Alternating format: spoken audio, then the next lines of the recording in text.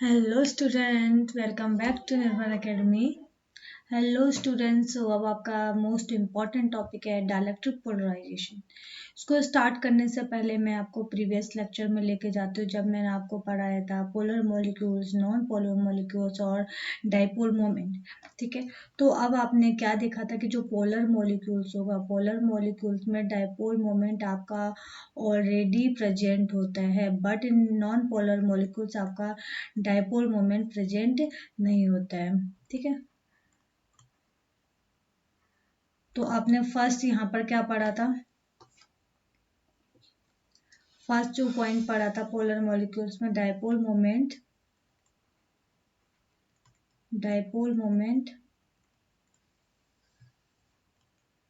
Are present. यहाँ पर dipole moment आपके प्रेजेंट होते हैं। ठीक है, यहाँ पर डाइपोल मोमेंट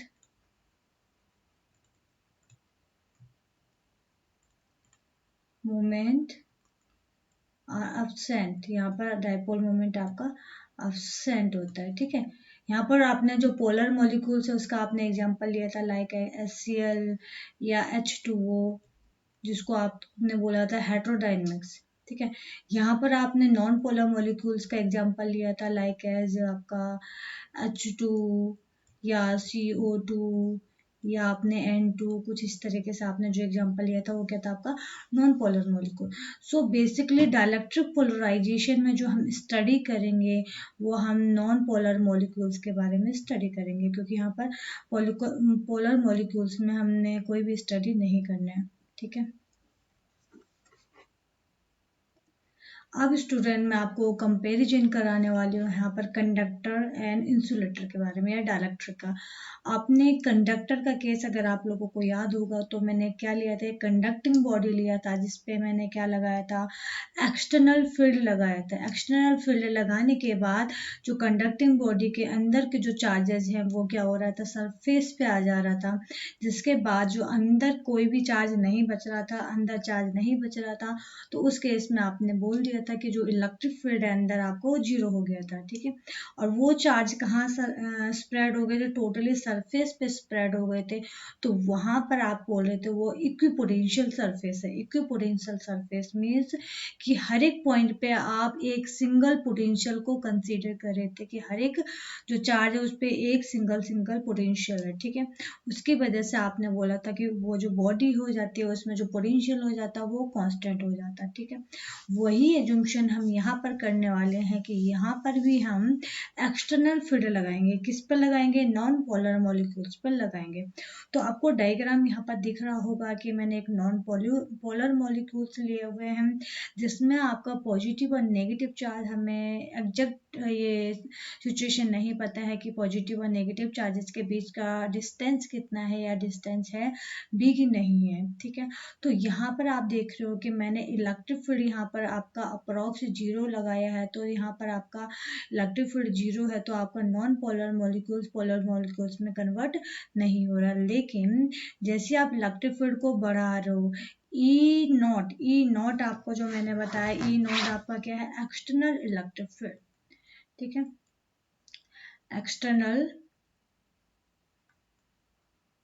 इलेक्ट्रिक फील्ड, ये आपका एक्सटर्नल इलेक्ट्रिक फील्ड है, मतलब आप बाहर से कोई इलेक्ट्रिक फील्ड आप अप्लाई कर रहे हो। तो जैसे आप एक्सटर्नल इलेक्ट्रिक फील्ड लगाओगे तो जो नॉन पोलर मॉलिक्यूल्स हैं उसके जो पॉजिटिव चार्ज है इलेक्ट्रिक फील्ड की डायरेक्शन में जा रहा है। आप देख सकते हो कि जो इलेक्ट्रिक फील्ड बेसिकली इसका डायरेक्शन जा रहा था इस डायरेक्शन में, जो कि आपने बोला ई नॉट है।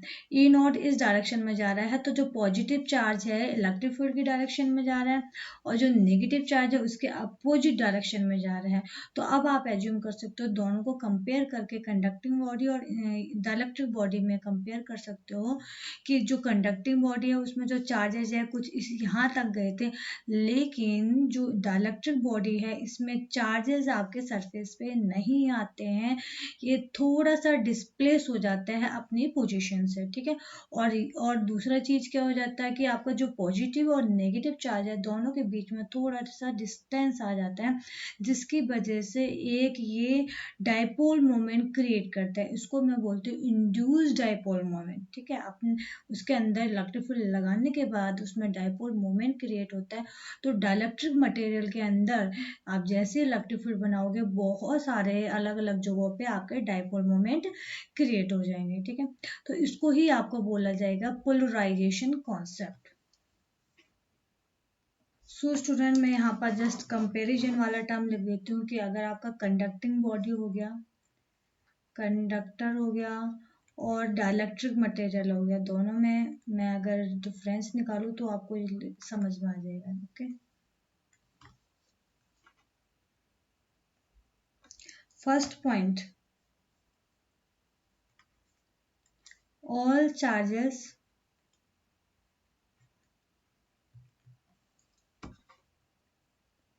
ठीक है, all charges spread at the surface of material after applying electric field, after applied electric field,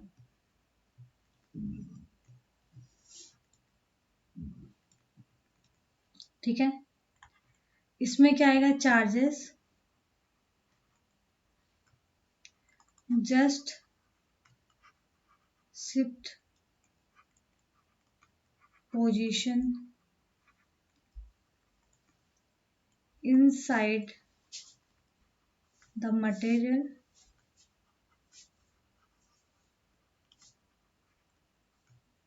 after applying electric field, electric field. First point तो ये शिफ्ट हो जाएगा,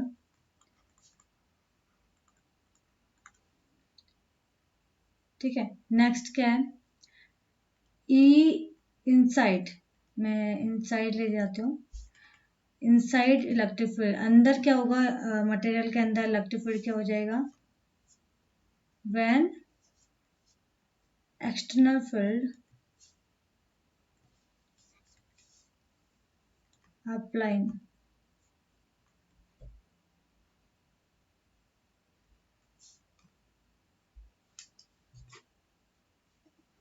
ठीक है। यहाँ पर क्या होगा,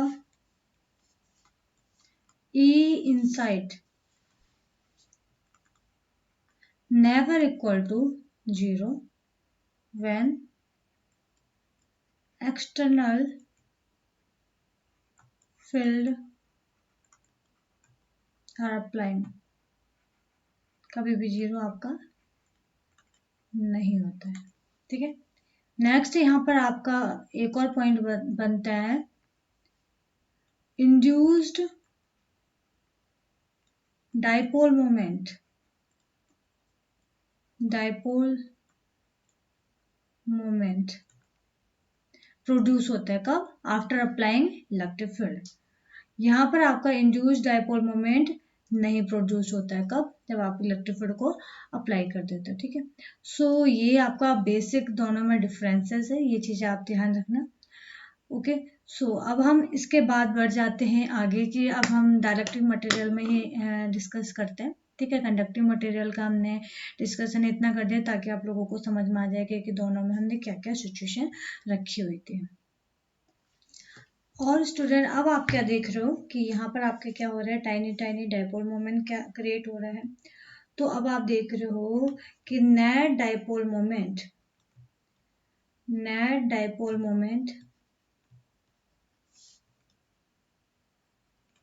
are created in the direction of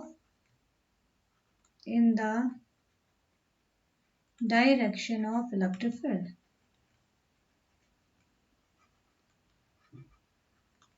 Electric field, and these and these net dipole moment, these net dipole moment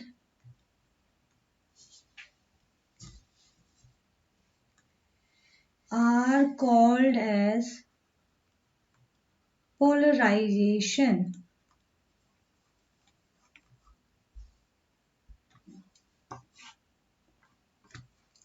polarisation, okay.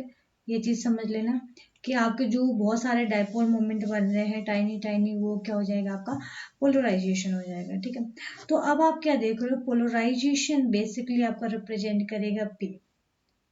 किस तरह रिप्रेजेंट करेगा, पी, ठीक है। अब यहाँ पर एक मोस्ट इंपॉर्टेंट टर्म आपका यूज होने वाला है, जो पोलराइजेशन है, सबसे पहले डिपेंड करेगा इलेक्ट्रिक फील्ड। कौन सा इलेक्ट्रिक फील्ड है, external electric field, electric field, ठीक है। नेक्स्ट, पोलराइजेशन आपका ऑल्सो डिपेंड करेगा परमिटिविटी। ये भी तो बताना पड़ेगा भाई, आपका मीडिया कौन सा है, फ्री स्पेस है या आपका वैक्यूम है या आपको कोई मटेरियल के अंदर की बात कर रहे हैं, okay. So finally polarisation proportional to epsilon naught E naught. जब मैं एक्सटर्नल फील्ड की बात कर रही हूँ तब मैं डिस्कस करूंगी एप्सिलॉन नॉट की। अगर मैं अंदर की बात करूँ मटेरियल का, तब मैं वहां पर एप्सिलॉन नॉट को डिस्कस नहीं करूंगी, ठीक है। तो जो यहाँ पर फाइनली जो फॉर्मूला बनता है पी का, तो पोलराइजेशन इज इक्वल टू आता है P is equal to alpha epsilon naught E naught, ठीक है। अब आप ये मत बोलना कि ये भी अल्फा है और ये भी अल्फा है, ये प्रोपोर्शनलिटी है, मतलब डिपेंडेंसी। ये अल्फा क्या है, where alpha is atomic oblique molecular polarisability, polarisability, ठीक है। ये बेटा आपको बहुत बड़ा टॉपिक हो जाएगा कि आपका एटॉमिक एंड मॉलिक्यूलर पोलराइजेबिलिटी क्या है। बेसिकली आपको सिंपल से इतना समझना है कि कोई मटेरियल है या एटम्स है, मॉलिक्यूल्स है, वो किस तरीके से आपका पोलराइजेशन बनाता है, ठीक है। इसमें आपको बहुत तरीके का पोलराइजेबिलिटी आता है, इलेक्ट्रॉनिक्स आता है, आयोनिक आता है, बहुत तरीके का आता है। तो आपको ये सारी चीजें समझने की जरूरत नहीं है। सो बेसिकली आपको केवल ये समझना है कि जो आपका पोलराइजेशन है वो आपका electric field, external electric field पे डिपेंड कर रहा है, क्योंकि उसकी वजह से ही बन रहा है। और मॉलिक्यूल जो आपका मॉलिक्यूल्स है और एटम्स है, उसके प्रॉपर्टी पे डिपेंड करता है कि आपको उसकी प्रॉपर्टी क्या है, लाइक कि आपका मटेरियल कौन सा है वो, ओके। ओके स्टूडेंट्स, सो अब आपको ये डायग्राम हमने इसलिए एक्सप्लेन किया क्योंकि हमने कंडक्टिंग मटेरियल में भी कुछ इस तरीके से ही डायग्राम एक्सप्लेन किया था। ये आपका क्या, ई प्लस और ई माइनस मीन्स आपका जो इलेक्ट्रिक फील्ड है ई नॉट किस डायरेक्शन में आपका जा रहा है, इस डायरेक्शन में जा रहा है। ध्यान से देखना, जैसे ही आपका इलेक्ट्रिक फील्ड इस डायरेक्शन में जा रहा है, तो अब आप क्या देख रहे हो कि यहाँ पर पॉजिटिव चार्ज है वो इलेक्ट्रिक फील्ड के डायरेक्शन में जाएगा, नेगेटिव चार्ज आपका इलेक्ट्रिक फील्ड के अपोजिट डायरेक्शन में जाएगा, ठीक है। तो अब आप क्या देख रहे हो यहाँ पर, ये क्या है आपका इंड्यूस्ड डायपोल मोमेंट, छोटे छोटे आपके क्या बन रहे हैं, डायपोल मोमेंट यहाँ पर क्रिएट हो रहा है, तो उसको आप बोलो इंड्यूस्ड डायपोल मोमेंट, ठीक है।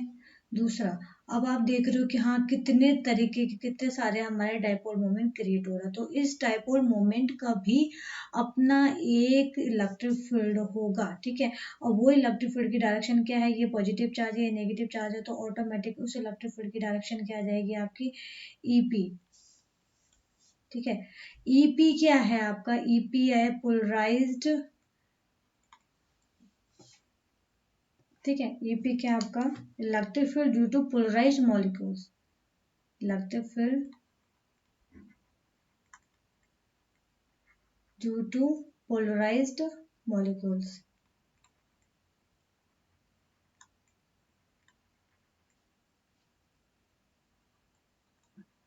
पोलराइज्ड का मीनिंग समझ में आ रहा है, सेम डायरेक्शन। ये क्या होगा आपका, सेम डायरेक्शन, एक ही डायरेक्शन में आपका जा रहा है, तभी इसको मैं पोलराइज्ड वर्ड यूज कर रहा हूँ। एक डायरेक्शन में जा रहा है, देख रहे हो ये सारे के सारे क्या हो रहे हैं, आपके एक जैसे ही बन रहा है, ठीक है। सो अब यहाँ पर अगर मैंने बोला dipole moment, induce dipole moment की बात करें, तो यहाँ पर हम डाइपोल मोमेंट निकाल देते हैं।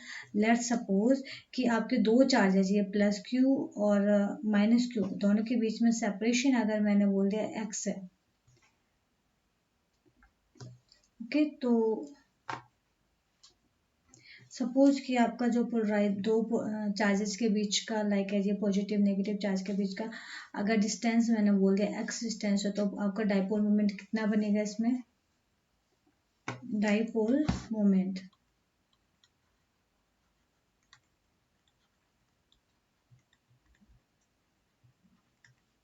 P इज इक्वल टू आएगा Q इंटू एक्स, ये आपने देखा, ठीक है।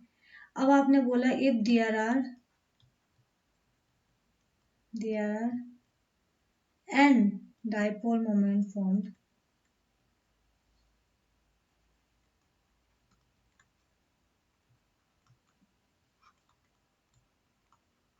देन पोलराइजेशन कितना आ जाएगा आपका, पोलराइजेशन ये होता है basically dipole moment per unit volume. एक वॉल्यूम में कितना डाइपोल मोमेंट बन रहा है per unit volume means, like as कि आपका जो प्लेट लिया है इसका मैंने एरिया ले लिया ए, इस दोनों के बीच में मैंने डिस्टेंस ले लिया डी, तो इसमें आप बोल सकते हो कि वॉल्यूम इन दोनों के बीच का कितना वॉल्यूम है, मतलब इस इन दोनों के बीच में कितना डाइपोल मोमेंट बन रहा है, उसको ही हम इसमें डिस्कस कर रहे हैं, उसको बोल रहे हैं पोलराइजेशन, ओके। सो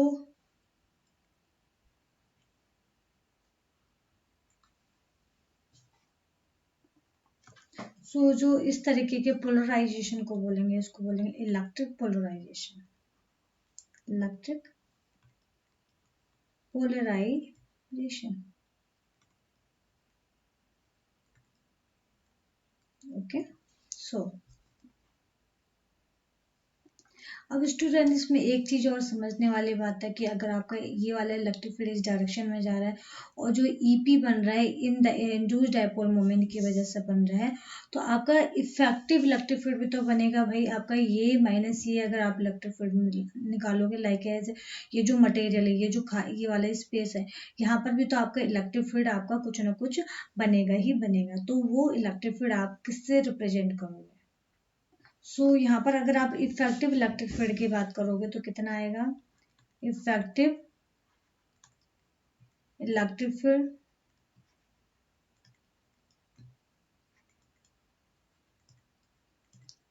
eight dielectric polarisation, dielectric polarisation कितना आएगा, इसको रिप्रेजेंट कर रही हूँ मैं ई इज इक्वल टू आएगा E vector is equal to E naught vector minus E P vector, ठीक है। अब हमें ये वैल्यूज को कैलकुलेट करना है, ओके स्टूडेंट्स। अब इसमें हमें पता है कि ये वैल्यू तो हमें पता है, लेकिन ईपी की वैल्यू हम कैसे निकालेंगे, ठीक है। तो अब आप क्या देख रहे हैं कि ये जो मटेरियल है आपका डाइलेक्ट्रिक मटेरियल है। अब डाइलेक्ट्रिक मटेरियल में आप एप्सिलॉन नॉट तो इसमें यूज नहीं कर सकते, इसमें आप क्या यूज करोगे, एप्सिलॉन यूज करोगे, और ये एक प्लेट है, ठीक है। तो प्लेट के केस में आपको जो इलेक्ट्रिक फील्ड बनता है, ठीक है, तो in case of plate, in case of plate जो इलेक्ट्रिक फील्ड बनेगा ईपी, ये आएगा सिग्मा अपॉन एप्सिलॉन, और एप्सिलॉन या इसको मैं लिख सकती हूँ सिग्मा अपॉन एप्सिलॉन एम, ठीक है। एप्सिलॉन एम क्या आएगा, परमिटिविटी इन मीडिया, कौन सा मीडिया आपका, डाइलेक्ट्रिक मीडिया, ठीक है। या आप इसको लिख सकते हो सिग्मा को आप क्यू के टर्म में इसको कन्वर्ट कर सकते हो, कैसे कन्वर्ट करोगे, सिग्मा इज इक्वल टू क्या था, क्यू बाई ए, जो कि आपने निकाला था। तो E P is equal to क्या था आपका, क्यू बाई एप्सिलॉन ए, ठीक है। यहाँ से आप क्या कर दीजिए, डी से मल्टीप्लाई कर दीजिए या डी से डिवाइड कर दीजिए, या डी ले रहे हो या आप एक्स ले लीजिए, जो भी है, ठीक है। तो यहाँ पर Q इंटू डी आपका क्या आ जाएगा, Q D upon epsilon, D into A क्या आ जाएगा, वॉल्यूम।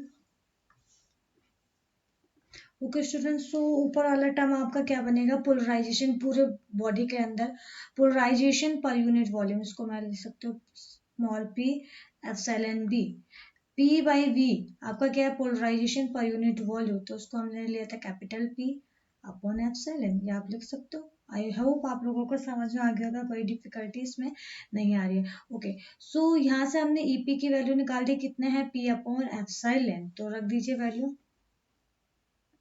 ओके, सो यहाँ पर रख दीजिए आप E is equal to, okay, so E is equal to E naught vector minus P by epsilon, एक तो हमारा ये फॉर्मूला जनरेट हो गया, बट अभी हमारा कंप्लीट नहीं हुआ है। हमने केवल ये बोला कि यहाँ अब ये मटेरियल में हमने EP की वैल्यू कैलकुलेट कर दी, लेकिन अब मटेरियल के अंदर भाई जो पोलराइजेशन आ रहा है और जो मटेरियल के बाहर जो पोलराइजेशन आ रहा है वो आपका सेम नहीं हो सकता, क्योंकि दोनों आपका डिफरेंट डिफरेंट है। तो हमें मटेरियल के अंदर की बात करते हैं कि मटेरियल के अंदर जो पोलराइजेशन है वो किस पे डिपेंड कर रहा है। स्टूडेंट लेट सपोज हमने यहाँ पर मेंशन कर दिया E के आपका reduced electric field, electric field, okay okay. So अब यहाँ पर ले लेते हैं P inside the dielectric material, तो P प्रोपोर्शनल टू आएगा रिड्यूस्ड इलेक्ट्रिक फील्ड, ठीक है। एंड इस प्रोपोर्शनलिटी को मैं ब्रेक करूंगी यहाँ पर, P is equal to epsilon chi E, ये क्या आपका काई, CHI कुछ इस तरीके से आप ले सकते हो, ठीक है। और ये काई बेसिकली क्या होता है, ये इलेक्ट्रिकल ससेप्टेबिलिटी होता है, ठीक है। अब इलेक्ट्रिकल ससेप्टेबिलिटी का मीनिंग क्या है कि ये भी आपका बताएगा कि मटेरियल कौन सा, लाइक एज कि आपने डाइलेक्ट्रिक मटेरियल अगर पढ़े होंगे या सुना होगा थोड़ा सा, लाइक एज फेरोमैग्नेटिक मटेरियल हो गया, पैरामैग्नेटिक मटेरियल हो गया, डाईमैग्नेटिक मटेरियल हो गया। तो ये जो काई है स्पेसिफाई करता है कि आपका एक्चुअली मटेरियल कौन सा है। अब आपने ये बोला कि एप्सिलॉन और काई दोनों को मुझे एक साथ लेने की जरूरत क्या पड़ी, एप्सिलॉन डिसाइड करता है कि आपका मीडियम कौन सा है, लाइक एज आपका रेयर मीडिया है या डेंसर मीडिया, ये चीज आपको कौन बताएगा, परमिटिविटी बताएगा जो एप्सिलॉन बता रहा है, काई आपका मटेरियल बताएगा। तो ये दोनों को लेने का रीजन ये है कि जो आपका काई है इसका जो मैं डायमेंशन है उसको डायमेंशन लेस मेंटेन करने के लिए मैं इसमें क्या यूज कर रहा हूँ, काई को यूज कर रहा हूँ। ओके, सो वेयर काई इज इलेक्ट्रिक susceptibility, ठीक है। और normally in case of vacuum, in vacuum जो काई होता है ये जीरो होता है, ध्यान रखना, वैक्यूम के केस में जो ससेप्टेबिलिटी होता है वो आपका जीरो होता है। अब हमने यहाँ से ससेप्टेबिलिटी निकाल दिया, तो ये जो हमने एक्सप्रेशन लिया था E is equal to E naught minus P by epsilon, यहाँ पर हम P की वैल्यू को रख सकते हैं, तो रख दीजिए यहाँ पर P की वैल्यू क्या आएगा, E is equal to E naught minus epsilon chi E upon epsilon, epsilon से एप्सिलॉन कैंसिल, तो क्या बचेगा E is equal to E naught minus क्या बचेगा काई ऑफ E, ओके। अब यहाँ से मैं क्या कॉमन ले सकती हूँ, E नॉट को मैं यहाँ से कॉमन ले लेती हूँ, या आप ये कीजिए कि आप ई को उधर ले जाइए लेफ्ट में। कैसे? इधर ई राइट में माइनस है और उधर जाके क्या हो जाएगा, प्लस हो जाएगा। तो आप ले सकते हो E plus chi of E is equal to क्या बचेगा, ई नॉट। ये सारे वेक्टर में ही है। ओके, सो यहाँ से आप क्या कर सकते हो, यहाँ से आपका ई कॉमन आ जाएगा। क्या आ जाएगा, E 1 plus chi is equal to क्या आ जाएगा, ई नॉट। ठीक है, फिर आप क्या ले सकते हो, 1 plus chi is equal to क्या आ जाएगा, E naught by E, where आपने क्या लिया था, where E naught by E is equal to क्या आया था आपका, के, जो कि आपने पहले क्लास में निकाला था। तो यहाँ पर वैल्यू रख सकते हो आप 1 plus chi is equal to के, या इसको ले सकते हैं एप्सिलॉन एम, रिलेटिव परमिटिविटी। ठीक है, या तो मैं इसको एप्सिलॉन एम ना एप्सिलॉन आर ले सकते हैं, दोनों वैल्यू सेम है। ओके, सो फाइनल रिजल्ट आपका आया 1 plus chi is equal to के और 1 plus chi is equal to epsilon r, most important result. ठीक है, तो ये था आपका डाइलेक्ट्रिक परमेबिलिटी या डाइलेक्ट्रिक पोलराइजेशन। ठीक है, तो ये चीज़ आप पढ़ लेना। आई होप आप लोगों को समझ में आया होगा। ये बहुत ज़्यादा इम्पोर्टेंट टॉपिक है एंड आप स्टेप बाय स्टेप इसको कीजिए तो आपको इजीली ये समझ में आ जाएगा। ठीक है, देन हम मिलते हैं अभी नेक्स्ट वीडियो में। तब तक के लिए take care and bye bye.